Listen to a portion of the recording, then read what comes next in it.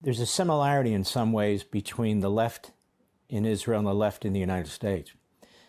Obviously, this administration here tried to put Donald Trump in prison with some of these incredibly phony cases right before the election and to affect the election. You have Benjamin Netanyahu, who's the commander-in-chief of the Israeli forces. He's the prime minister. He's enormously popular right now.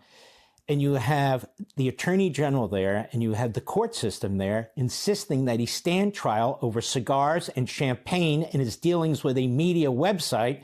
In the middle of this war, in the middle of Syria, right now, he's standing trial. I want to know your opinion as one of the great litigators of all time. Well, it's amazing that Netanyahu can do this. He is fighting in the north, fighting in the south, fighting in the west, and they're passing him notes at his trial when he's put on trial for too many cigars and too much champagne. The American system is so much better that you cannot prosecute a sitting head of state. You can't prosecute the president because you know it's a 24/7 job. Now, Bibi can do them both. He has the ability to do it both. But think of how much better it would be if he didn't have to worry about a fake criminal prosecution. It is much like what the Democrats tried to do to Trump. Get Bibi. It's not so different. And yet Trump and Bibi really are forces for freedom throughout the world. It's a remarkable thing. They paint these men as autocrats. They don't like the way they speak. They don't like what they do. Fine.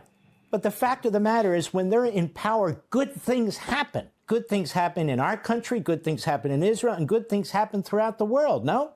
And people want them. You don't second guess the electorate. The electorate put Trump in office twice. They've put Bibi in office longer than any prime minister. And you don't allow the judiciary, a bunch of unelected, appointed judges, to determine what the policy of a country should be. You know, the book of Ruth begins with a very interesting statement. It says, when judges ruled the land, there was famine. You don't allow judges to rule a country. No, and you don't allow an attorney general who really reports to nobody to rule a country. And Bibi Netanyahu said, first of all, I don't like champagne. And he said, second of all, I don't have enough time to sit back and smoke all these cigars. It's so Mickey Mouse. It's so ridiculous.